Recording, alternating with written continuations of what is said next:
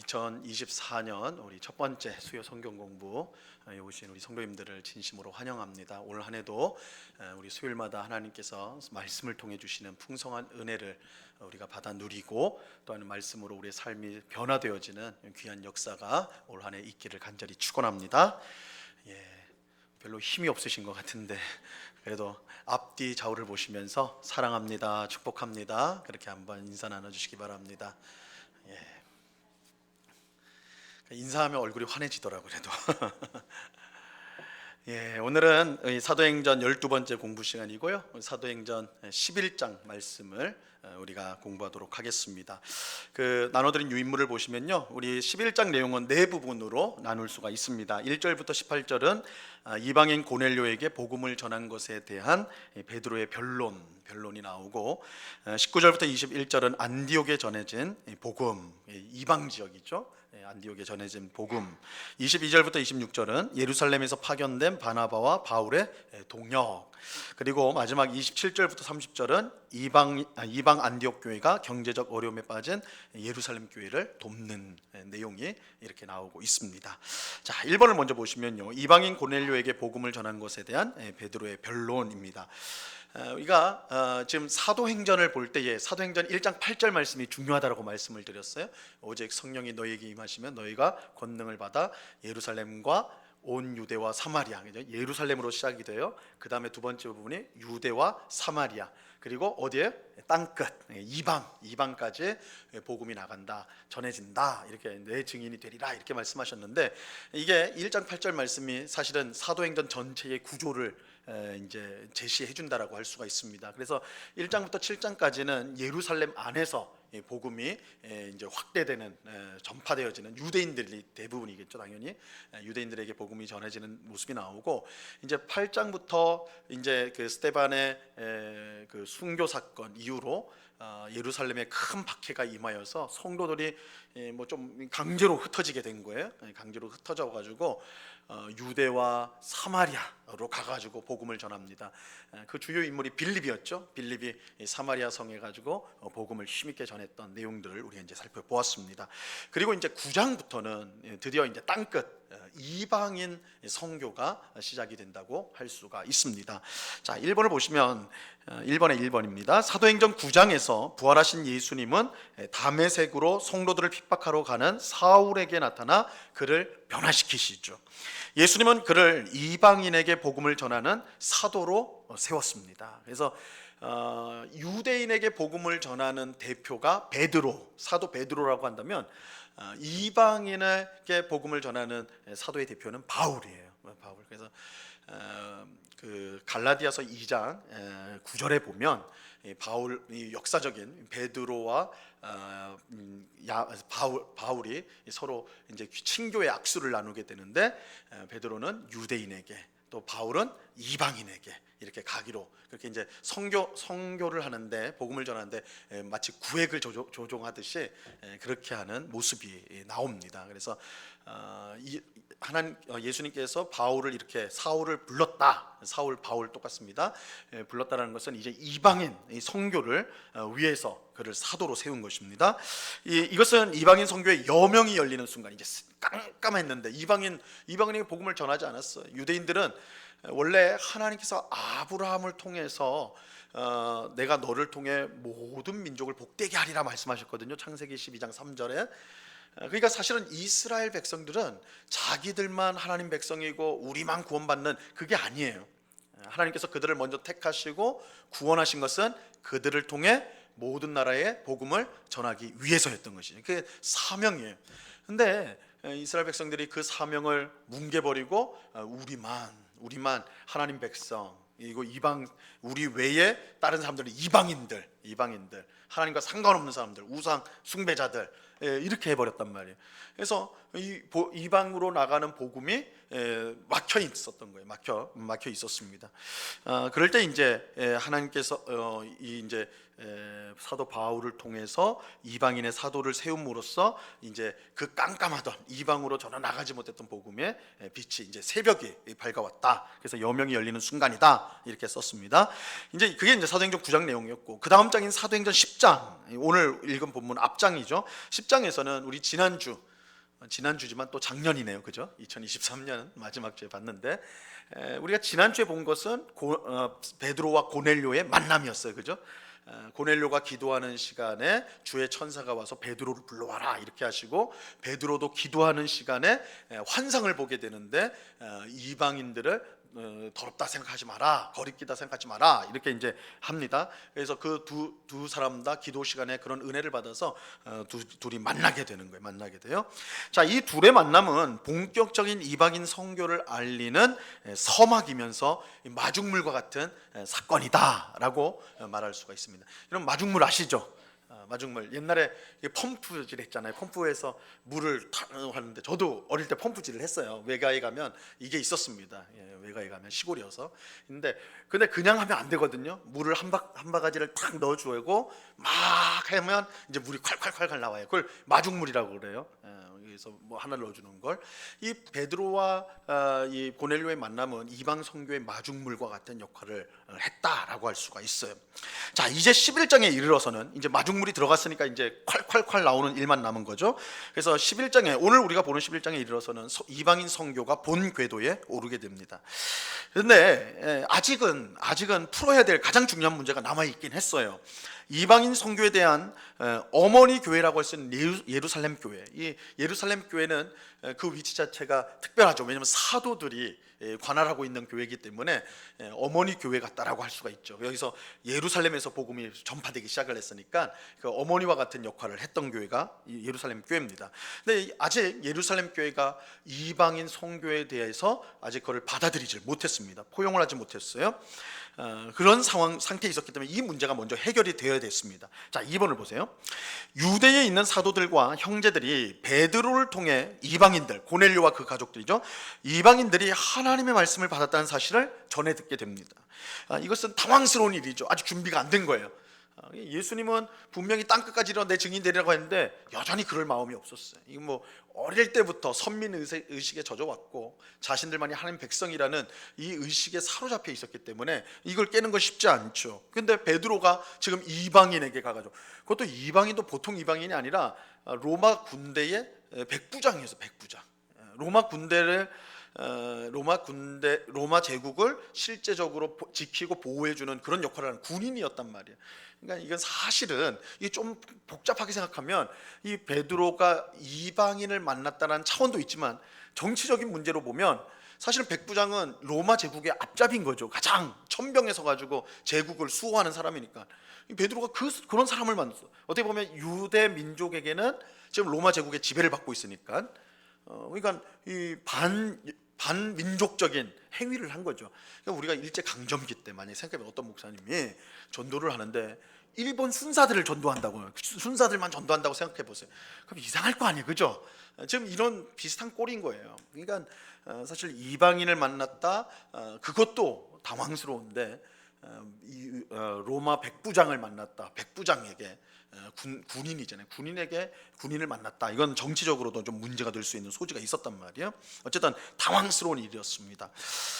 그들은 아직 이제 예수님의 말씀처럼 이방인에게 복음을 전할 준비가 되지 않았어요.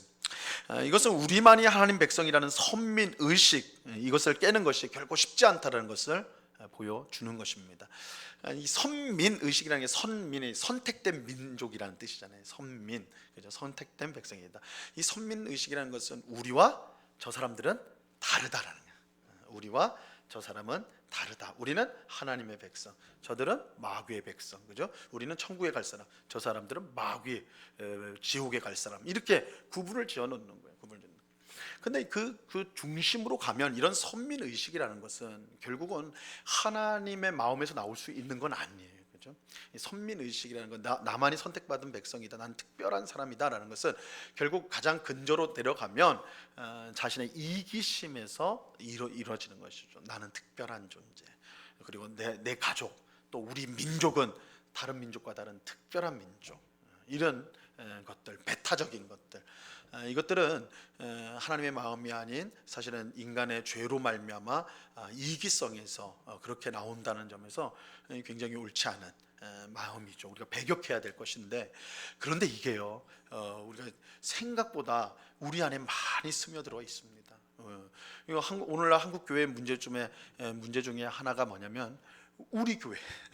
우리 교회가 최고예요. 우리 교회가 최고. 그래서 자기 교회를 가장 그러니까 교회를 사랑하는 건 너무너무 귀한 건데, 근데 그것과 구별되어야 되는 것이 우리 교회가 최고고, 그죠? 그 우리가 제일 좋다는 건 뭐예요? 남의 교회는 다른 교회는 못하다는 거죠.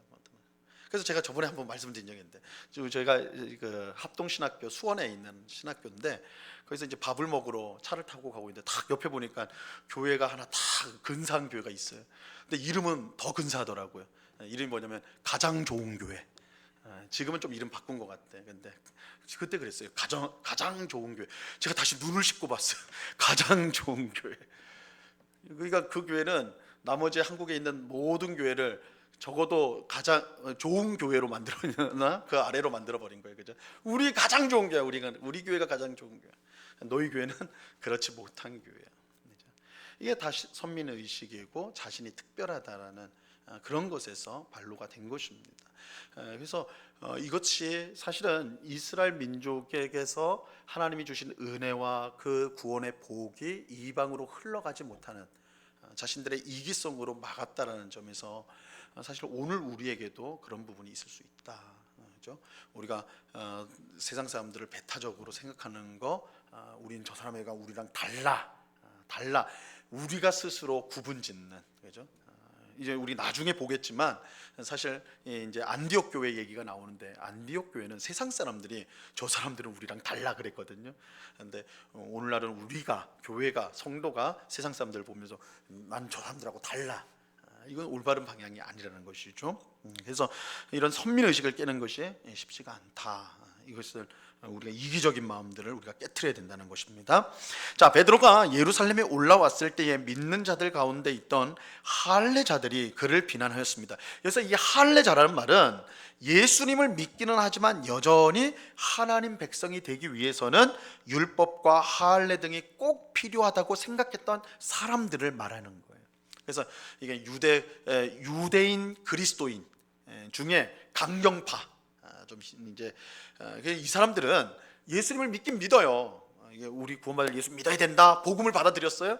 그런데 거기에 플러스가 돼야 된다는 거예요. 플러스. 뭐가 덧붙여야 되냐면 율법을 지켜야 돼요. 그리고 하나님 백성이 되려면 아브라함에게 주셨던 언약의 상징, 언약 그 자체인 할례를 받아야 된다는 거예요. 할례를 받아요. 그러니까 이 사람들은 이방인들이 예수님을 믿잖아요. 그러면 그 사람들이 율법을 가르치고 할례도 베풀어야 된다고 주장을 하는 사람들이에요. 그러니까 예수 믿는 것만으로는 부족하고 거기다가 율법을 지키고 할례를 받아야 된다, 이렇게 주장하던 사람들이 예루살렘 교회 안에 있었어요. 근데 이거는 이해 못할 일은 아니에요. 왜냐하면 유대인들은 어렸을 때부터 율법을 배우고 자랐고 자신이 할례 받은 사람이라는 것을 자랑스럽게 생각했던 사람들입니다. 하나님의 백성이란 표시로 갖고 있었던 사람이에요. 그러니까 이것이 예수님을 믿은 이후에 싹 바뀌어지는 건 아니잖아요. 여러분, 우리가 예수님 믿은 이후에도 그 전에 했던 행동들이 나올 때 있잖아요. 없어요? 싹 바뀌어버려요? 제가 이걸 제가 직접 경험했는지 내가 들었는지 지금 헷갈리는데, 옛날 이야기인데 이분이 원래 불교 신자인데 예수님 믿게 됐어요. 근데 교회 와서 인사를 어떻게 하냐면 아유 안녕하세요 이렇게 해요. 절에서 맨날 이랬으니까 이래요. 이렇게 한단 말이에요. 이전의 습관들이 나오는 거잖아요. 이 할례자들이 그랬던 거예요 사실은. 근데 좀 더 심각했죠. 왜냐하면 이건 구원론의 문제가 생긴 거니까. 그러니까 성경 전체가 하나님의 은혜로 믿음으로 말미암아 구원을 받는다. 이건 성경의 절대적인 진리예요. 구원에 여기에 이제 다른 게 들어와 버리면 그거 다 이단이 돼 버리는 거거든요. 그러니까 이 할례자들, 유대 그리스도인 중에 있었던 율법과 할례를 중요하게 여겼던, 안식일을 중요하게 여겼던 이 사람들은 사실은 예수님을 믿으면서도 잘못된 구원론을 전했던 사람들이에요. 그래서 우리가 이제 갈라디아서에 보면 이 싸움이 나와요. 이 이제 이 할례자들 혹은 유대 그리스도인들이 이제 갈라디아 교회에도 침투해 들어와 가지고 바울이 오직 은혜로 믿음으로 우리는 구원받습니다 이렇게 전해놨는데, 가르쳐놨는데, 이 사람들이 와서는 아니 율법도 지켜야 돼, 할례도 받아야 돼, 그래야지 구원받는 거야, 이렇게 뒤집어 버렸단 말이에요. 그래서 사도 바울이 화가 나가지고 막 불같이 쏟아낸 게 갈라디아서예요. 갈라디아서. 그래서 여러분 이제 바울이 굉장히 열정적인 사람입니다. 이제 바울 얘기가 이제 계속 나올 텐데 굉장히 열정적인 사람이에요. 근데 그 면모를 잘 볼 수 있는 게 갈라디아서예요. 갈라디아서는 좀 바울이 조금 화가 난 상태에서 썼을 것 같이 표현이 강해요. 우리가 전한 복음 외에 다른 복음을 전하는 자는 저주를 받아라, 저주를 선언해 버리거든요. 근데 이처럼 예수 그리스도의 은혜, 하나님의 은혜로 또한 믿음으로 말미암는 구원을 거부하고 율법을 추구하고 할례를 추구하는 것, 그거 있을 수 없다, 이렇게 이제 갈라디아서에서 주장을 합니다. 거기서 이제 그렇게 가르치죠. 자, 바울은 이 율법과 할례를 주장하는 유대 그리스도인들을 반박하면서요, 이렇게 말을 했습니다. 우리 갈라디아서 3장 11절인데요. 굵은 글씨로 쓴 것을 같이 보겠습니다. 또 하나님 앞에서 같이 읽습니다. 시작. 또 하나님 앞에서 아무도 율법으로 말미암아 의롭게 되지 못할 것이 분명하니 이는 의인은 믿음으로 살리라 하였습니다. 그래서 의인은 믿음으로 살리다. 하박국서, 구약성경 하박국서 2장 4절에 나오는 말씀, 이게 로마서 1장 17절에서도 바울이 인용을 하죠. 굉장히 중요한, 바울이 이렇게 인용하는 말씀인데, 율법이 아니다, 할례가 아니다, 뭐예요? 오직 믿음, 예수 그리스도를 믿음으로 하나님의 은혜로 주어지는 것이다, 이렇게 이제 하는 것입니다. 그래서 구원은 율법의 행위가 아니라 오직 그리스도를 믿음으로 말미암아 은혜로 받는 것이다. 자, 우리 다음 페이지로 가세요. 자, 할례자들은 베드로가 무할례자의 집, 이방인의 집이란 뜻이에요. 무할례라는 건 할례를 받지 않았다는 거니까 이방인이에요. 이방인, 그죠? 고넬료 무할례자의 집에 들어가 함께 먹은 것을 비난하였습니다. 음식을 같이 먹은 것에 대해서, 친교를 하는 것에서 비난을 했어요. 이에 베드로는 화를 내거나 침묵하지 않고 그 사건을 차례로 설명해 줍니다. 그래서 11장 5절에서 17절까지는 사실은 우리가 지난 시간에 봤던 10장 내용들을 요약해서 넣고 있어요. 그래서 이 부분은 거의 뭐 그대로니까 우리 지난주를 참고하면 되겠습니다. 그런데 이제 베드로가 한 설명의 핵심은 이거예요. 그가 고넬료 이방인의 집에 갔을 때 그들 앞에서 하나님 말씀을 전했는데 무엇이 임했어요? 그들에게 성령님이 임했어요. 성령님이 임했는데 어떤 것과 똑같이 했냐면 오순절날 자신들에게, 베드로를 비롯한 예루살렘 교회 성도들에게 성령이 부어진 것과 똑같이 임하였다, 똑같이 임했다, 이렇게 말을 해요. 야, 내가 보니까 고넬료의 사람들이 하나님 말씀을 듣는데 성령이 임했는데 우리가 오순절 때 받았던 것과 똑같더라. 그들이 방언을 하고 하나님의 큰 일을 말하고 이렇게 된다는 거예요. 똑같더라 이렇게 된 거예요. 그러니까 베드로가 그 모습을 보고는, 야, 하나님께서 우리와 똑같은 성령님을 선물로 주는 걸 보니까 이 이방인들도 하나님의 사람, 구원받은 백성이 틀림없구나. 그래서 뭘 주라 그래요? 세례를 베풀죠. 세례를. 그래서 세례를 베풀어요. 거기서 세례를 베풉니다. 베드로는 이 일이 자기가 한 일이 아니라 하나님이 하신 일임을 확신했어요. 그 분명한 증거가 뭐예요? 성령이 임하신 사건이에요. 성령이 임하였어요. 그래서 베드로는 내가 누구이기에 하나님을 능히 맡겠느냐, 그죠? 하나님이 성령을 주셨는데. 베드로의 환상, 베드로가 보는 환상이 뭐였어요? 하늘로부터 온갖 더러운 부정한 짐승들이 내려서 먹어라 그랬잖아요. 그러니까 베드로가 저는 부정한 거 먹을 수 없어요, 하나님, 전 부정한 거 먹을 수 없어요, 막 이렇게 했는데, 내가 깨끗하게 한 것을 너가 부정하다 하면 어떻게 하냐? 내가 깨끗하게 한 것을 너가 부정하다고 말하면 어떡하냐? 하나님이 깨끗하다는 건 당연히 그걸 받아야 된다는 거죠. 지금 그게 이제 준비를 시킨 거예요. 하나님이 이방인 고넬료의 가족에게 성령을 부어주었다는 것은 이방인은 더 이상 더럽고 불결하고 저 하나님의 진노를 받을 백성이 아니라 우리와 똑같은 하나님 백성 되었다. 하나님이 하시는데 이 일을 내가 어떻게 막느냐, 지금 이렇게 말하고 있는 거예요. 자, 4번 보세요. 베드로의 말을 들은 유대에 있는 사도들과 형제들은 아무 말도 하지 못하고 하나님께 영광을 돌렸습니다. 왜냐하면 하나님이 하신 일이 분명하거든요. 우리가 받은 성령을 똑같이 받았다고 하는데 뭐 어떻게 반박을 하겠어요, 그죠? 베드로의 말대로 하나님이 하신 일임이 분명했기 때문입니다. 그들은 하나님께서 이방인에게도 생명 얻는 회개를 주셨다, 이방인에게도. 이 말은 우리에게만 주신 줄 알았는데 저 이방인에게도 주셨구나, 이렇게 이제 되는 거예요. 그러니까 이들의 인식이 이제 바뀌는 걸 보여주는 겁니다. 드디어 예루살렘 초대교회는 이방인 선교를 포용하게 되었습니다. 이방인 선교가 이제 본 궤도에 오르기 시작한 것이죠. 자, 이제 두 번째 부분을 보세요. 안디옥에 전해진 복음입니다. 베드로가 고넬료에게 복음을 전한 사건으로 예루살렘 교회는 이방인 선교를 받아들이게 되었습니다. 그런데 이방인 선교는 사실은 이미 진행 중에 있었어요. 이 사건과 별개로, 베드로와 고넬료와는 별개로 이미 진행이 되고 있었어요. 스데반의 순교 이후에 일어난 환란으로 많은 성도가 흩어졌다고 말씀을 드렸죠. 이때 흩어진 자들이 베니게, 좀 더, 그러니까 이 베니게는 갈릴리로부터 더 위에요. 북쪽, 계속 북쪽으로 올라가는 거예요. 터키까지 쭉쭉 올라가는 거예요. 그래서 베니게, 그다음에 구브로는 섬이에요. 섬, 지중해에 있는 큰 섬, 구브로, 그리고 안디옥 저 위에까지 올라가는 거예요. 원디옥까지. 근데 이제 여전히 이렇게 이제 핍박을 받고 흩어지긴 했지만 이들은 여전히 유대 그리스도인들이었어요. 그러니까 유대인들에게만 복음을 전했어요. 왜냐하면 유대인들은 곳곳마다 있었기 때문에 그들을 이제 디아스포라 유대인이라고 그랬죠. 가는 곳마다 사실은 유대인들이 다 정착되어 있었습니다. 그래서 그들은 유대인이 보이는 데마다 복음을 전하였어요. 복음을 처음에는 전했어요. 그런데 헬라파 유대인이었던 몇 사람이 안디옥에 이르러 헬라인에게도 주 예수를 전파하게 됩니다. 이 헬라파 유대인들이 어떤 유대인이라고 그랬죠? 외국에서 태어나서 헬라 말을 모국어로 가진 사람이에요. 우리로 따지면 미국에 있는 재미 2세, 그죠? 재미 동포 중에 2세들. 2세들은 혀가 꼬여 있잖아요, 그죠? 엄마 이러면서 이렇게 말하잖아요, 그죠? 한국말 제일 잘 못 알아듣기도 하면서 들을게 하고, 영어가 훨씬 쉬운. 한국말보다, 한국말은 어눌한데 영어는 아주 그거잖아요. 이 헬라파 유대인들이 그런 정도예요. 그러니까 헬라 말을 아주 유창하게 하고 이제 그것보다는 좀 못하게 이제 그 히브리 말을 하는 그 사람들을 헬라파 유대인이라고 말씀드렸습니다. 이 헬라파 유대인들이 헬라인에게 이방인들이에요. 그들에게 복음을 전했어요. 이거는 훨씬 유리하겠죠. 왜냐하면 자신들의 출생지가 이방 땅이에요. 그러니까 사실은 자기들한테는 친근한 사람이에요. 그러니까 그들에게 복음을 전파했어요. 이들에게도 예수를 전하자 했어요.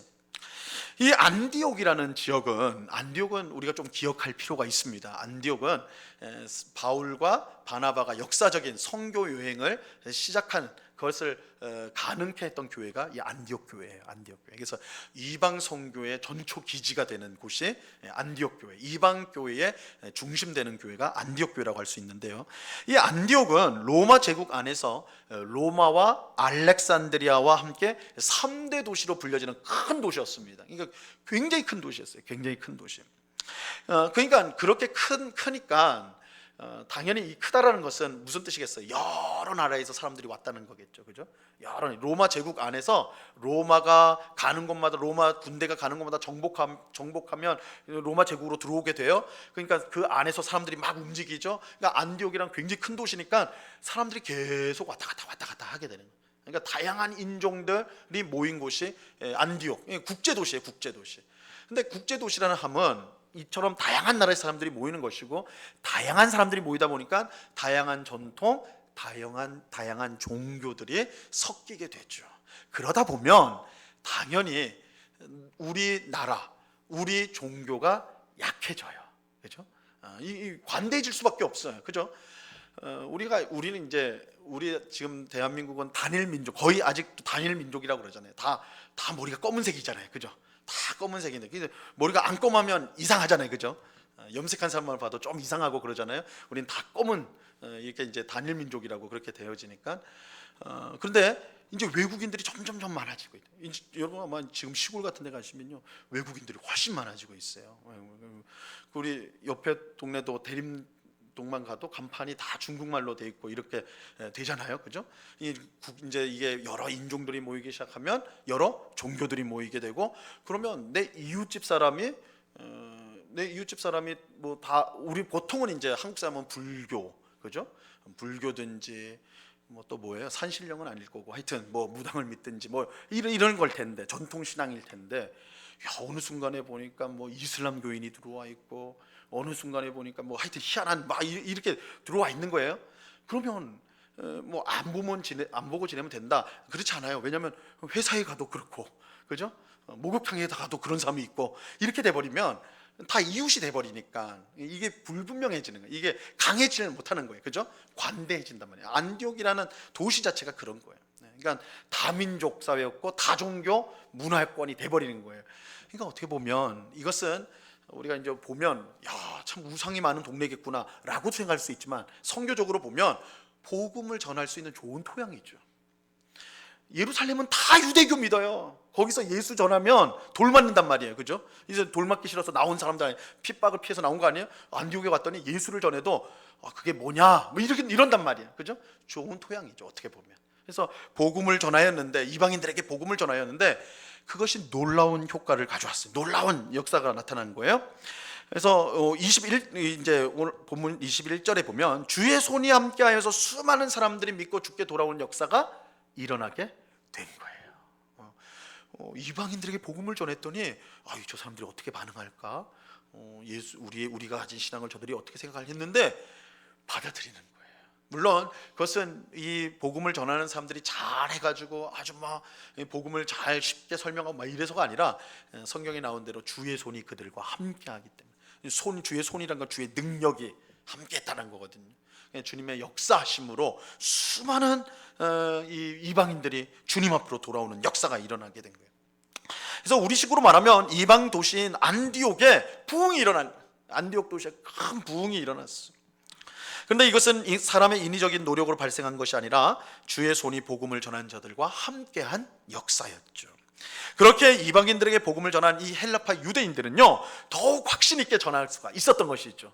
처음에는 좀 불안했을 거 아니에요. 야, 내가 이방인에게도 복음을 전해도 되나? 이런 생각을 했겠죠. 근데 복음을 전하는데 주님의 능력이 나타난단 말이에요. 수많은 유대인 사람, 이방인 사람들이 예수를 믿고 회개하고 주님 앞에 돌아오는 역사가 일어나는 거예요. 그러니까 이 헬라파 유대인은 이게 하나님의 뜻이구나. 이게 하나님의 뜻이구나. 그래서 더 담대히 복음을 전하게 된 것이죠. 그래서 안디옥에 큰 무리가 모이는 교회가 형성이 된 것입니다. 자, 3번을 보세요. 예루살렘에서 파견된 바나바와 바울의 동력. 1번, 안디옥의 부흥 소식이 예루살렘 교회까지 들리게 되었습니다. 이거 지역적으로 굉장히 멀거든요. 근데 그 소식문이 그 고대 사회에 전해졌다. 그러니까 이 안디옥에서 일어난 이 부흥 사건이 아주 비범했다라는 것을 알 수가 있는 것이죠. 물론 가장 특이점은 이방인들 교회가 세워진 거예요. 유대인들, 지금까지는 다 유대인 중심이었어요. 그런데 이제는 이방인이 중심이 된 교회가 세워지게 된 것입니다. 자, 예루살렘 교회는 이 일을 알고 대처하기 위해서 바나바를 보내게 됩니다. 자, 제가 이 예루살렘 교회가 어머니 교회 역할을 한다고 했죠.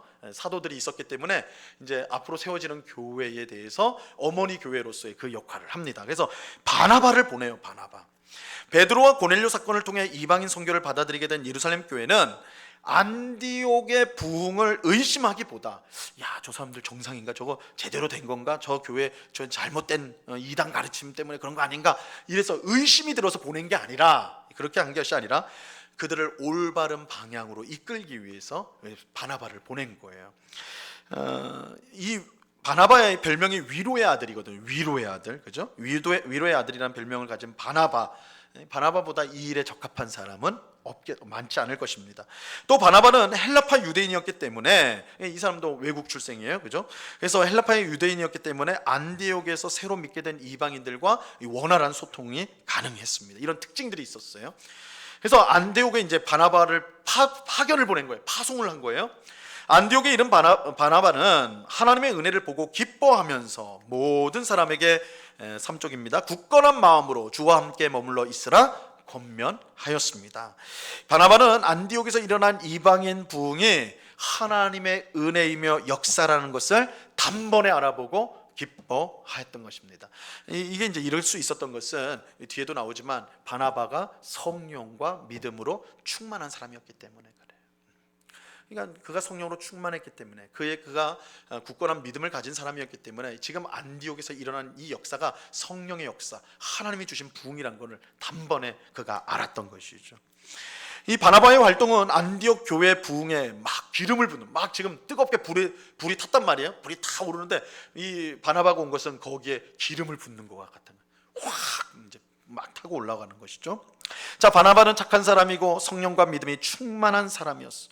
착하고 성령과 믿음이 충만한 사람들 통해 교회는 바르게 성장하게 돼요. 교회가 어떻게 성장하게 되는가, 누구를 통해 성장하게 되는가, 여기 말씀하고 있어요. 착한 성도를 통해서, 성령과 믿음으로 충만한 성도를 통해서 교회는 바르게 성장하게 되는 거예요.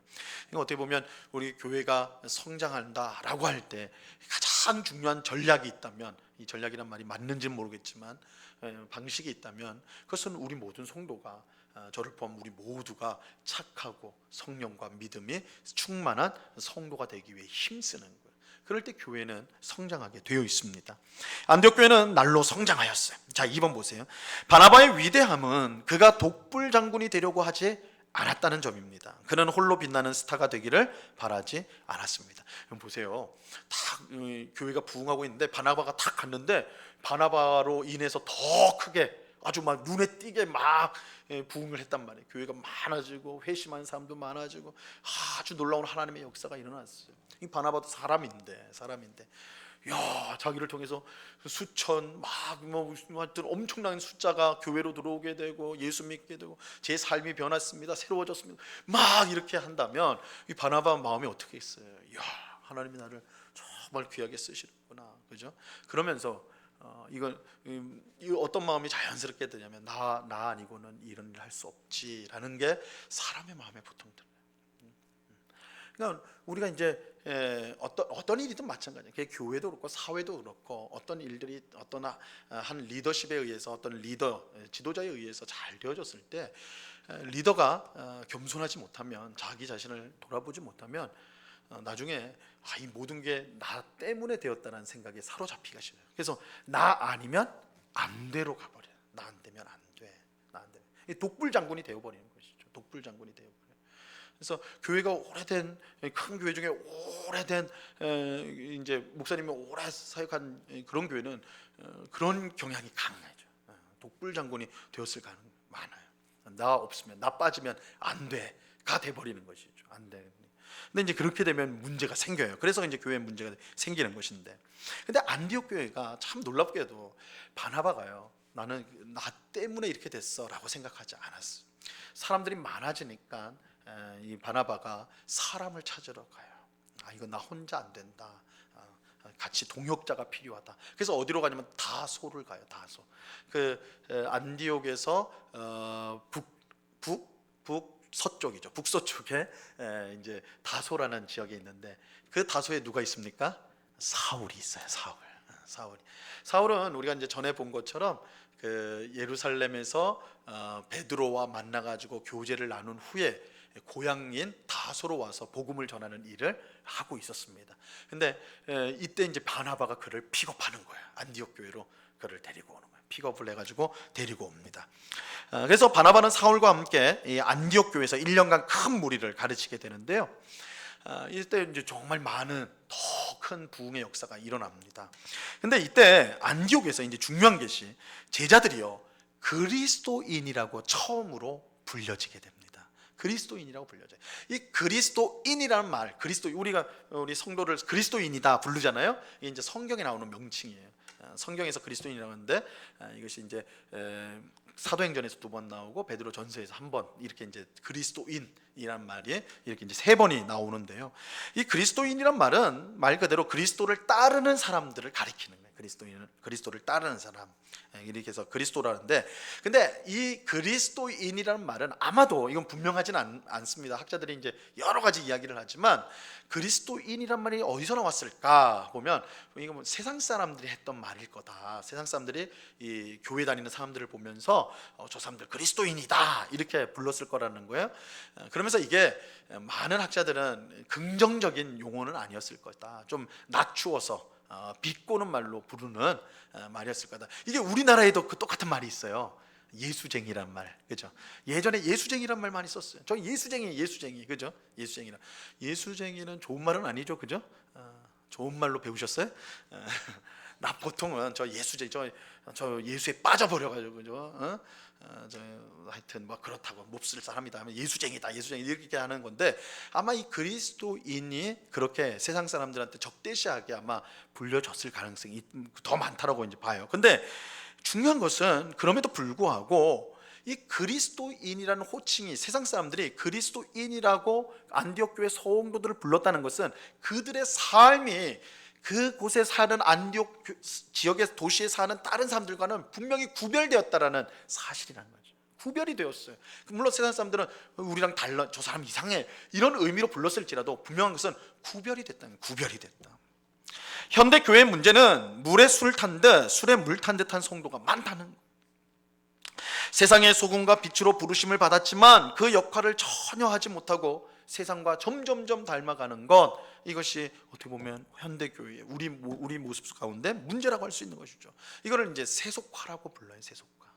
세상을 닮아가고 세상에 동화되어 가는 거예요. 세상에 동화되어 가는 거.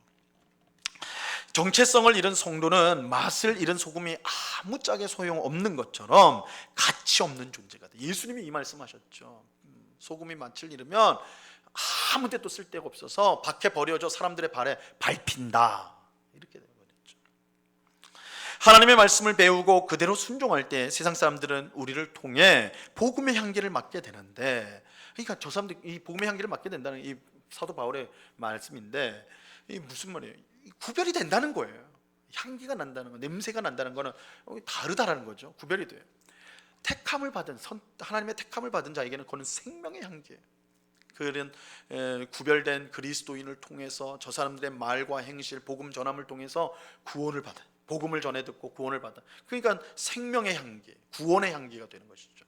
택함 받지 못한 사람에게는 그것은 사망의 향기가 돼요. 사망의 향기. 그러니까 택함 받지 못한 세상 사람들은 오히려 이게 영적인 전투가 일어나는 거죠. 꼴 보기가 싫은 거예요. 여러분 되게 이상하지 않아요? 교회 다닌다고 해서 꼭 피해 주지 않거든요, 세상 사람들한테. 그렇잖아요. 근데 요즘에는 이제 그런 일이 아주 많지는 않지만 그래도 간혹은 있어요. 남편들이 아내를 핍박을 하죠. 교회 다니는 아내를 핍박하는데 무슨 피해를 주냐고. 아내들이 무슨 피해를 줍니까? 교회 다니는 아내들은 더 잘하잖아요. 더 잘해요. 왜냐면 교회에서 맨날 듣는 게 그런 거 아니에요? 남편에게 순종하십시오, 그게 하나님 뜻입니다, 용서하십시오, 이게 맨날 이런 거 아닙니까? 그런데도 남편이 그렇게 지독하게 핍박을. 물론 거꾸로도 간혹 있기는 하더라고요. 아내가 남편을 핍박해가지고 힘들어하는 남편을 저도 봤는데 아내가 아주 강성이어가지고 그게 이상해. 근데 이거는 이제 영적인 전투가 일어나는 게 사실은. 왜요? 예수 믿는 사람에게 향기가 나는데 택함을 받지 못한 자에게는 사망의 향기로 오는 거예요. 그게 견딜 수가 없는 거예요. 괜히 미워하는 거예요. 싫어하는 거예요. 어떻게 보면 그리스도인이 세상 가운데 핍박을 받는다, 우리가 잘못하지 않는다, 잘못을 해가지고 혼나는 거야, 그거는 당연한 거예요. 그거는 신앙과 상관없이 잘못했을 때 혼나는 건 당연한 건데, 잘못하지 않았는, 나는 선하게 됐는데, 나는 선을 베풀고 사랑으로 섬겼는데도 불구하고 핍박이 온다라고 했을 때 이게 영적인 문제죠. 우리의 구별됨, 우리가 드러내는 복음의 향기가 그 사람에게는 사망의 냄새가 되는 거예요. 그러니까 그들은 역한 거죠. 견딜 수가 없는 거예요. 근데 그것을 통해 뭐가 드러나는 거예요? 그 사람이 구원받지 못했음이 확증이 되는 거예요. 사실은 확증이 되는 거예요. 그러니까 이게 두 가지 역할이에요. 그러니까 우리 구원받은 성도가 성도답게 이 세상을 살아갈 때 두 가지 효과가 나타나는 거예요. 택함을 받은 백성에게는 구원의 향기가 돼서 그들을 주님 앞으로 인도하는 역할을 해요. 근데 믿지 않는 자들에게는 사망의 향기가 돼서 그들로 하여금 분노케 하고 막 이래서 자신이 구원받지 못한 자라는 것을 드러내게 하는 그런 역할을 하는 거예요. 근데 이것이 어느 때 가능하냐면 우리가 그리스도인답게 살아갈 때, 그리스도인으로서 살아갈 때 그런 일들이 일어나게 된다는 것입니다. 여러분, 세상 사람들은 우리를 무엇으로 부르고 있는가? 우리를 그리스도인이라고 부르고 있는가? 우리가 한번 우리 스스로를 점검해 볼 필요가 있습니다. 자, 마지막 네 번째 내용입니다. 이방 안디옥 교회가 경제적 어려움에 빠진 예루살렘 교회를 돕다. 선지자들이 예루살렘에서 안디옥에 이르렀습니다. 초대교회는 선지자들이 존재했습니다. 그래서 여기서도 선지자가 나오고, 그리고 고린도전서 12장 28절에 이제 교회 직분을 말하면서 선지자가 나오고 있어요. 에베소서 2장 20절에 사도들과 선지자들의 터 위에 교회가 세워졌다, 선지자가 나오고, 에베소서 4장 11절에도 선지자가 직분으로서 등장을 합니다. 그러니까 초대교회 안에서는 이 선지자들, 예언자들이 있었어요. 그들은 하나님의 말씀을 직접 받아 전하는 역할을 하였습니다. 이게 사실은 이 전에도 말씀을 드린 적이 있지만, 이 선지자, 이 선지자는 사실은 이게 맞는 말이긴 하지만, 더 이제 한자어로 말하자면 더 정확한 건 예언자예요. 예언자. 이 예언자라고 할 때 이 예자는 그러니까 맞는다, 예금할 때, 돈을 맡아둔다 할 때, 그래서 예언, 말씀을 맡아둔 자, 이걸 예언자라고 해요. 그러니까 구약의 선지자들은 예언자입니다. 예언자. 하나님이 주신 말씀을 받은 사람이에요. 그리고 그 말씀을 어떻게 해요? 그대로 전하는 사람. 그대로. 절대 거기에 뭘 더하거나 빼면 안 돼요. 왜냐면 하나님 말씀이기 때문에. 그래서 구약 선지자들의 말하는 공식이 있죠. 여호와께서 이르시되, 여호와께서 말씀하신다. 선지자는 꼭 그렇게 말을 해요. 아니, 지가 말하면서 왜 여호와께서 말한다 그래? 예언자기 때문에 그래. 하나님 말씀을 맡아서 전하기 때문에. 그래서 하나님이 직접 하신 말씀을 들어서 전하는 역할을 하였습니다. 하지만 이 선지자 직분은요, 지금은 선지자 직분이 있을까요, 없을까요? 우리 교회만 없는 걸까요?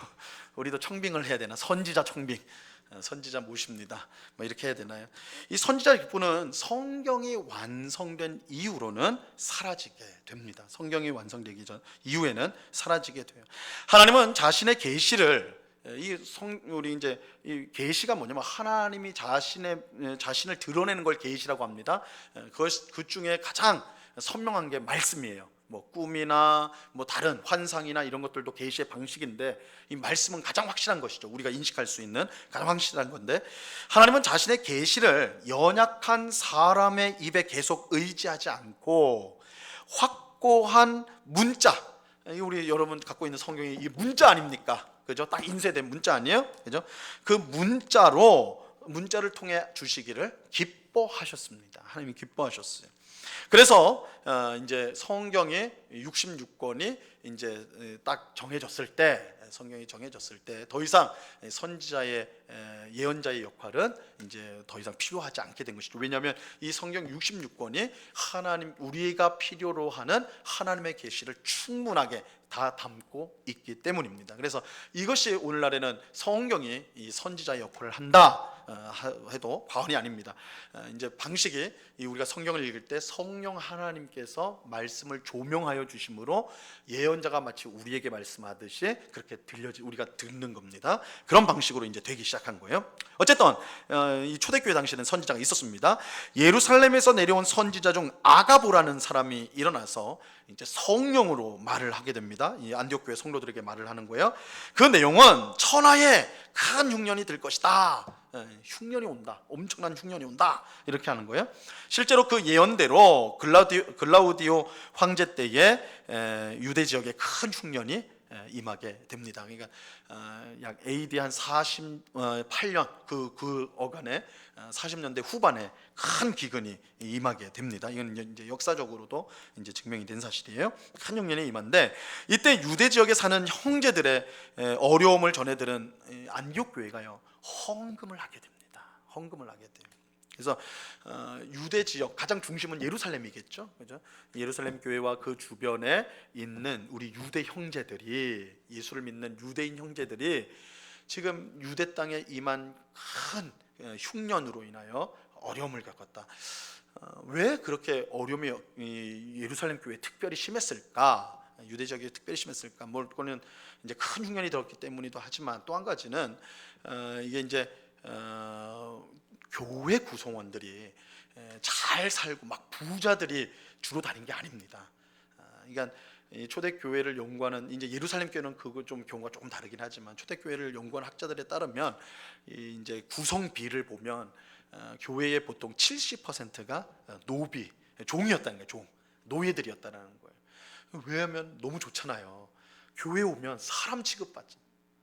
밖에 나가면 물건 취급인데 돈으로 사고 파는 존재인데 교회 들어가면 형제여 자매여 이렇게 되는 거예요. 이제 믿는 주인을 만난 종은 더 황송하죠. 가면 주인의 섬김을 받아. 주인이 자기 노예들한테 밥시중도 들고 그렇게 한단 말이에요. 이 초대교회 이거 놀라운 역사죠. 놀라운 역사. 그러니까 종들이 많이 왔어요. 그러다 보니까 경제적인 형편이라는 것은 좋을 수가 없었겠죠. 교회가 좋을 수가 없었을 겁니다. 또 한 가지는 이건 이제 좀 우리가 생각을 좀 해보는 건데, 이 초대교회 2장에서 우리 사도행전 2장에서 보면 예루살렘 교회가 뭐 어떻게 했습니까? 성령으로 다 충만해지니까 내 것이 없이, 그죠? 내 것을 다 내놓고 서로의 부족한 것을 다 채워줬잖아요. 공동 경제를 한 거예요. 공동 경제를. 근데 이제 조금 이제 그걸 안 좋게 보는, 비난하는 학자들은 아마 그 일들 때문에 이제 성도들의 경제적 형편이 많이 어려워진 거 아니냐. 이건 확인할 수는 없어요. 근데 그렇게도 이제 생각을 하게 됩니다. 어쨌든 간에 큰 흉년에 또한 구성원들로 인하여 뭐 이런 여러 가지 이유로 굉장히 어려움을 당했는데, 그 소문이 안디옥에까지 이르게 되었고, 안디옥에 이방인 성도잖아요. 거의 유대인들이 아니잖아요. 이방인 성도들이 야 그럼 우리가 돕자 이렇게 된 거예요. 그래서 이제 헌금을 하게 되는데, 이 헌금은 성경에 보니까 각각 그 힘대로 모은 것이다 이렇게 말을 해요. 힘대로 모았다 이 말은 뭐예요? 억지로 한 게 아니라는 거예요. 우리 옛날에 부흥회 같은 거 하면 저도 그런 거 경험해 봤는데 100만 원 손들어 500만 원 손들어 막 이런 거 했어요. 진짜로 했어요. 그런 거 옛날에 많이 했어요. 지금 하면 바로 쫓겨날 텐데 옛날에 할 때 막 했어요. 그죠? 그건 억지로가 아니죠. 무서워서 하는 거예요.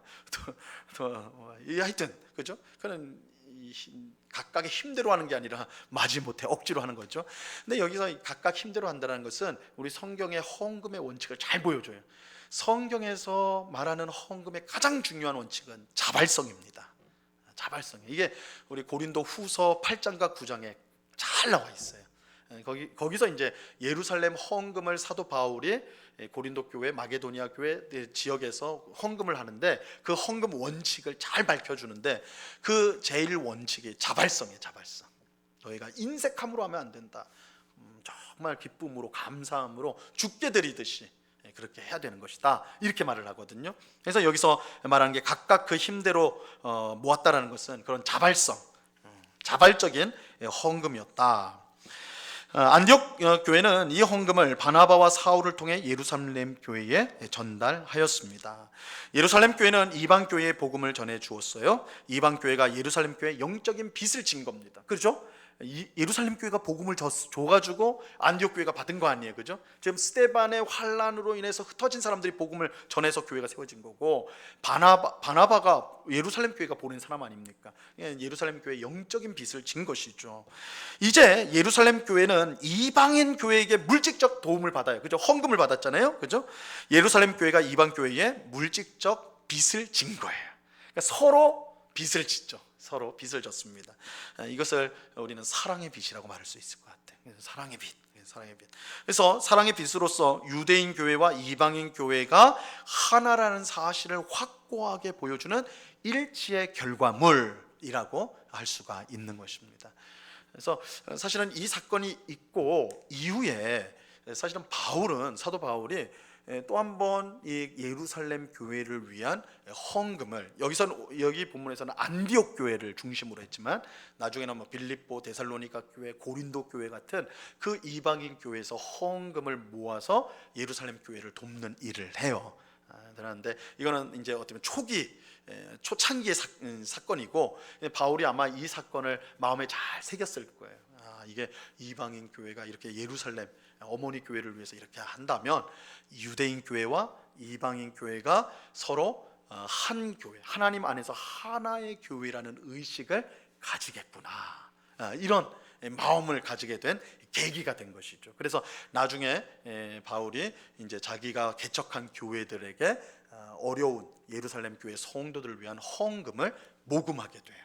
모금해가지고 그 헌금을 모아서 예루살렘 교회에 방문해서 전달하게 되는, 그게 이제 사도행전 20장에 보면 이후에 그 내용이 나오게 됩니다. 자, 그 내용은 제가 좀 잘 알아요. 제가 석사 논문을 그걸로 썼어요. 제가 헌금 전문가입니다. 근데 이제 그냥 이 헌금, 일반적인 헌금이 아니라 사도 바울이 사도행전 20장에 보면 좀 이상한 내용이 나와요. 뭐 어떤 내용이냐면 사도 바울이 예루살렘에 가는 길에 계속 사람들이 가지 말라고 그래요. 계속 가지 말라고. 그리고 심지어 예언자를 통해서, 이 선지자를 통해서 성령께서 이 예루살렘 교회 당신이 가면 거기서 그 이제 결박당하고 고통을 당할 것이다, 이렇게 예언까지 해요. 이러면 가면 죽는 건데, 그잖아요. 누가 가고 싶겠어요.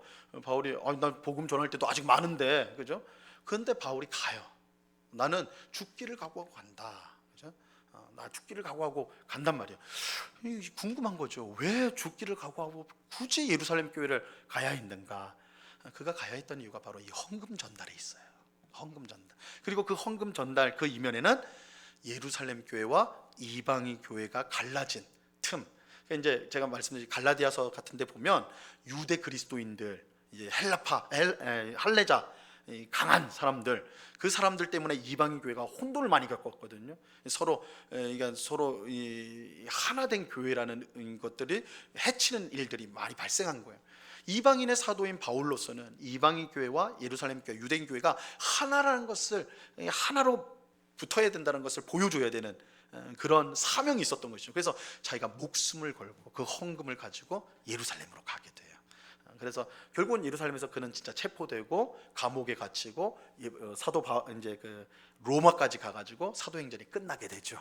그게 이제 후반 이야기입니다. 근데 거기에서 굉장히 중요하게 역할하는 게 바로 이 헌금이에요. 헌금. 예루살렘을 위한 헌금이 이렇게 이제 합니다. 제가 조금 공부를 했기 때문에 좀 말씀을 드렸습니다. 다음에 이제 20장 볼 때 이 내용을 좀 더 자세하게 보겠습니다.